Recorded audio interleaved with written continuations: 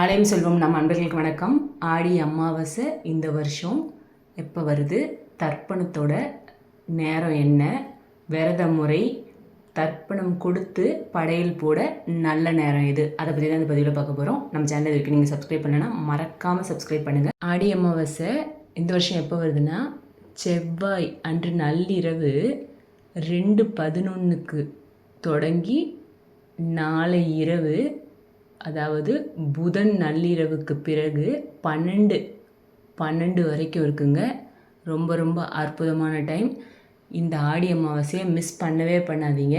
ஆடி அமாவாசைக்கு தவிர்க்காமல் நம்மளோட முன்னோர்களுக்கோட வழிபாடு செய்வது அவசியம். இந்த நாளை நம்ம விரதம் இருக்கணும், தர்ப்பணம் கொடுக்கணும், படையல் போடணும்.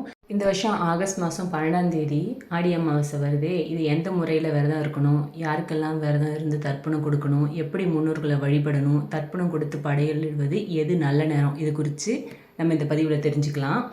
நம்ம ஆடி அமாவாசைன்றது முன்னோர்களை வழிபடுறதுக்கு மிக மிக சிறப்பான நாள். அனைத்து அமாவாசைகளும் தவறாமல் முன்னோர்களை வழிபடணும். அப்படி இருந்தாலும் இந்த ஆடி, தை, புரட்டாசி மாதத்தில் வரும் அமாவாசைக்கு கண்டிப்பாக தவற விடவே கூடாது. நம்ம மிஸ் பண்ணவே பண்ணக்கூடாது. பித்ருலோகத்தில் இருக்கும் நம்மளோட முன்னோர்கள் பூமிக்கு நம்முடைய வழிபாடுகளை ஏற்று நமக்கு ஆசி வழங்கக்கூடிய நாள் தான் இந்த ஆடி அமாவாசை. இது போல் நாட்களை நம்ம தவற விட்டோம்னா நமக்கு நடக்கக்கூடிய நல்ல காரியங்கள் தடைப்படுங்க. நம்ம குடும்பத்தில் இருக்கிற நல்ல காரியம் நடக்கணும் இல்லையா, அடுத்தடுத்து நடக்கக்கூடிய நல்ல காரியங்கள் இயல்பாகவே நடக்கக்கூடியது கூட தடைப்படும்.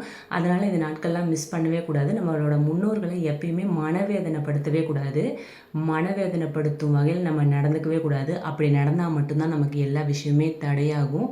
அதனால் அதுபோல் நம்ம வச்சுக்கவே கூடாது. நம்ம வீட்டில் இருக்க பெரியவங்க கிட்ட போய் இது உங்களுக்காக செஞ்சோம், நீங்கள் சாப்பிடணுன்னு தான் செஞ்சோம், இது உங்களுக்கு பிடிக்கும் தான் நான் செஞ்சேன்னு சொல்லி பாருங்களேன். அவங்களுக்கு ஒரு சந்தோஷம் கிடைக்கும். அதே போல் தான் நம்ம வீட்டில் இருந்து வாழ்ந்து இறந்த முன்னோர்களும் அவங்களுக்காக செஞ்சோம், அவங்களுக்கு படையல் போட்டோம், அவங்களுக்கு தர்ப்பணம் கொடுத்தோம் அப்படின்னு நம்ம அவங்களுக்காக நம்ம செஞ்சோன்னா அவங்களோட ஆத்மாக்களை மகிழ்ச்சி அடைய வைக்குங்க. அதோட நம்மளுடைய முன்னோர்களுக்கான ஒரு விஷயத்தையும் நம்ம செய்கிறோம். மனநிறைவு நமக்கும் கிடைக்கும். இது முன்னோர்களோட ஆசையும் நம்மளுடைய வாழ்க்கையில் மாற்றத்தையும் தருன்றது ஐதீகம். அதனால் இந்த நாட்களில் நம்ம தர்ப்பணம் கொடுத்தா அவங்களோட ஆத்மாக்கள் சாந்தி அடையும். அவங்களுக்கு கொடுத்தோம் இல்லையா, அதே நமக்கு மன மகிழ்ச்சி கிடைக்கும். நம்ம வாழ்க்கையில் மேம்மேலும் நம்ம வளர்த்துக்கு உதவும். நம்ம குலதெய்வத்தை எப்படி நம்ம கும்பிடுறோமோ அதே போல் தான் நம்ம வீட்டில் வாழ்ந்து மறைந்த நம்மளோட வீட்டில் இருக்க முன்னோர்களும் அவங்களோட ஆசி கிடைச்சா மட்டும்தான் நம்ம வாழ்க்கையில் அடியே எடுத்து வைக்க முடியும். நம்ம குழந்தைங்களுக்கு நல்ல காரியம் நடக்கணுமோ இல்லை நமக்கே நல்லபடியாக நம்ம வாழணுன்றதுக்கு அத்தனைக்கும் நம்ம வீட்டில் வாழ்ந்து மறைஞ்ச முன்னோர்களோட ஆசை நமக்கு கிடைக்கணுங்க. யாரெல்லாம் தர்ப்பணம் கொடுக்கலான்னு சொல்கிறேன். தாய் அல்லது தந்தை அல்லது தாய் தந்தை இல்லாத ஆண்கள், தாய் தந்தை இருவரும் இருந்தாலும் பிள்ளைகள் இறந்திருந்தால் அவர்களின் தந்தை, தாய் தந்தை இருவரும் இருந்திருந்தாலும் மனைவி இறந்திருந்தால் கணவன், மனைவி பிள்ளைகள் இறந்திருந்தால் அவர்களுக்காக அந்த குடும்பத் தலைவர், கணவன் இறந்துவிட்டால் அவருக்காக மனைவி, இவங்கெல்லாம் தர்ப்பணம் கொடுக்கலாங்க. யாருக்கு தர்ப்பணம் கொடுக்கலான்னு சொல்கிறேன். ஆடி அமாவாசையில் முன்னோர்கள் தர்ப்பணம் 2 வகையாக கொடுக்கலாம். பித்ரு தர்ப்பணம், நம்முடைய முன்னோர்களுக்காக அவர்களின் பெயர், அவர்கள் இறந்த திதி சொல்லி கொடுக்கறது. அடுத்தது காருண்ய தர்ப்பணம், நம்முடைய உறவினர்கள், தெரிந்தவர்கள், யாரென்றே தெரியாத நபர், உலகில் உள்ள உயிரிழந்த அனைத்து உயிர்களுக்கும் தர்ப்பணம் கொடுப்பது. 2 வகையாக நம்ம தர்ப்பணம் கொடுக்கலாம். பெண்கள் என்ன செய்யலாம், எவற்றை செய்யக்கூடாதுன்னு சொல்கிறேன்.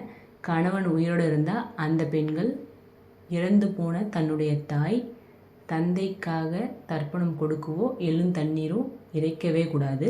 அமாவாசை விரதத்திற்கு சமைக்கும் பெண்கள் வெறும் வயிற்றோடு சமைக்கக்கூடாது. பெண்கள் இறந்து போன தங்களின் தாய் தந்தை நினைவாக அவர்களின் படத்தை வைத்து படையல் போட்டு வழிபடலாம்.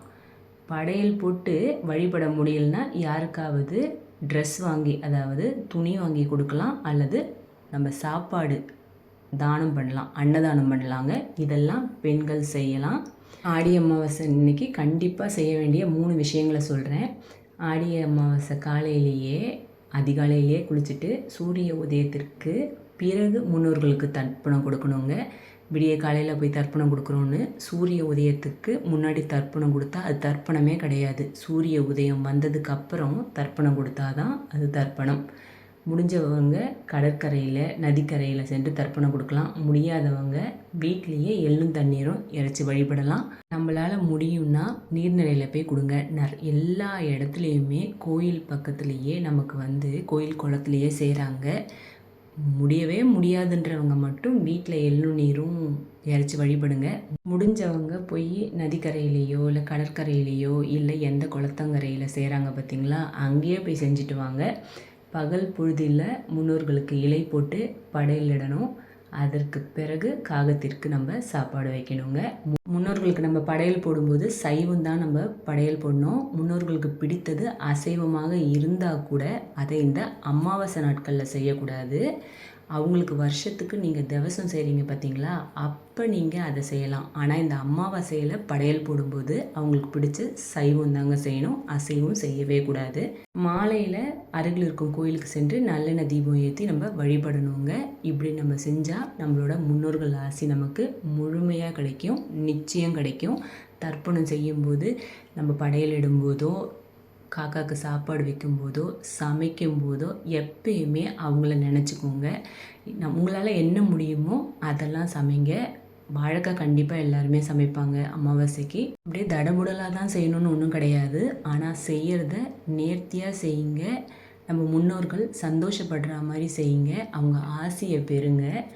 ஆடி அமாவாசை ஆகஸ்ட் மாதம் புதன்கிழமை, அதாவது அதிகாலை 2:11 தொடங்குது. அதே போல் அமாவாசை நிறைவாகிறது 13ஆம் தேதி வியாழக்கிழமை அதிகாலையில் 12:12 முடியுதுங்க. தர்ப்பணம் செய்கிறதுக்கு நல்ல நேரம் ஆகஸ்ட் மாதம் 12ஆம் தேதி காலையில் 6 மணி முதல் 12 மணி வரை நம்ம செய்யலாம். இலை போட்டு வழிபடும் நேரம் காலை 11 மணிக்கு முதல் 12 வரையிலையும், பிற்பகல் 1:30 முதல் 2 வரையிலையும் செய்யலாங்க. நீங்கள் பூசணிக்காய் உடைக்கிறன்றவங்க 12 மணிக்கு உடைங்க. உங்களோட தொழில் வியாபாரம் சிறக்கிறதுக்கும் நம்ம குடும்பத்தில் இருக்க கண் திருஷ்டி எல்லாம் போகிறதுக்கும் நீங்கள் பூசணிக்காய் உடைங்க. ஆனால் பூசணிக்காய் உடைக்கிறவங்க அதுக்கு முன்னாடியே பூசணிக்காயில் ஓட்டை போட்டு காசு போட்டு குங்குமம் கொட்டிலாம் உடைக்காதீங்க.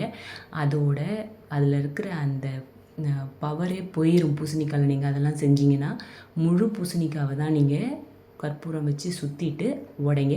அதுக்கப்புறம் நீங்கள் அதில் குங்குமம் பூசிக்கிறது அது உங்களோட விருப்பங்க. ஆனால் பூசணிக்காவை உடச்சி இதெல்லாம் போட்டுட்டு அதுக்கப்புறம் நீங்கள் உடைக்கவே உடைக்காதீங்க. அதில் பலனே கிடையாது. முழு பூசணிக்காவை உடைச்சாதான் சகல விதமான நம்மக்கிட்ட இருக்கிற எல்லா கஷ்டமும் தீரும். நம்மக்கிட்ட இருக்கிற திருஷ்டிகள் அத்தனையும் போகும். அதனால் எப்படி உடைக்கணுமோ அந்த முறைப்படி உடைச்சா மட்டும்தான் நம்மளோட கண் திருஷ்டிகள், நமக்கு மேலே இருக்க பில்லி சூனியம் ஏவல் எது இருந்தாலும் எல்லாமே விலகி போயிருங்க. இந்த ஆடி அமாவாசையில் எல்லோரும் வேண்டியதை நம்மளோட முன்னோர்கள் கொடுக்கணும். முன்னோர்களோட ஆத்மா சந்தோஷமாக. நன்றி, வணக்கம்.